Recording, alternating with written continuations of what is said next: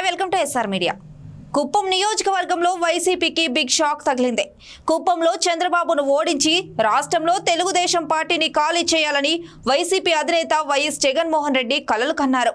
కాగా ఇటీవల జరిగిన అసెంబ్లీ ఎన్నికల్లో వైసీపీ ఘోర ఓటమిని చవిచూసింది. ఇటీవల కుప్పం మున్సిపాలిటీకి చెందిన 5 మంది కౌన్సిలర్లు, నియోజకవర్గంలోని 15 మంది ఎంపీటీసీలు ముఖ్యమంత్రి చంద్రబాబు సమక్షంలో టీడీపీ కండువా కప్పుకున్నారు.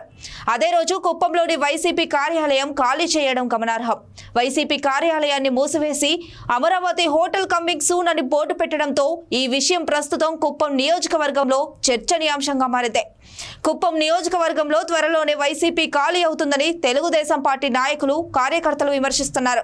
తెలుగుదేశం పార్టీలో చేరడానికి వైసీపీ ప్రతినిధులు క్యూ కడుతున్నారని సమాచారం. ఎమ్మెల్సీ భరత్ కుప్పం నియోజకవర్గంలోని కేడర్ కు అందుబాటులో లేకపోవడంతో వైసీపీ కార్యాలయాన్ని సైతం మూసివేశారని విమర్శలు వస్తున్నాయి. తెలుగుదేశం పార్టీలో చేరేందుకు Kuppam municipal chairman doctor Sudheer కూడా ప్రయత్నిస్తున్నారు. కానీ ఆయన అధికారంలో ఉన్నప్పుడు టీడీపీ నేతలు, కార్యకర్తలను ఇబ్బందులకు గురి చేశారని, ఆయనను పార్టీలోకి చేర్చుకోవద్దని ఆగ్రహం వ్యక్తం చేస్తూ ఇటీవల మున్సిపల్ చైర్మన్ సుధీర్ కు సంబంధించిన ఆసుపత్రిపై టీడీపీ కార్యకర్తలు రాళ్ల దాడి చేశారు. దీంతో చేరికల కార్యక్రమం ఆగిపోయింది. కుప్పం నియోజకవర్గంలో చంద్రబాబు తరఫున ఎమ్మెల్సీ కంచర్ల శ్రీకాంత్ పార్టీ వ్యవహారాలు చూసుకుంటున్నారు.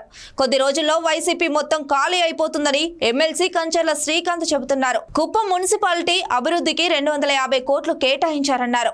హాంద్రీ రివర్ కాల్వ ద్వారా వచ్చే నీటిని నిల్వ చేయడానికి 500 కోట్లతో రిజర్వాయర్లు నిర్మిస్తున్నట్లు ప్రకటించారు. కుప్పంలో 2000 ఎకరాలతో సేజ్ ఏర్పాటు చేస్తున్నట్లు చెప్పారు. టీడీపీ ప్రభుత్వం వచ్చిన 40 రోజుల్లోనే కుప్పం అభివృద్ధికి చంద్రబాబు నిధులు కేటాయిస్తున్నారన్నారు. ఎవరైతే తటస్థులుగా ఉండి కుప్పం అభివృద్ధిని కోరుకుంటున్నారో వారందరినీ టీడీపీలోకి ఆహ్వానిస్తున్నామన్నారు.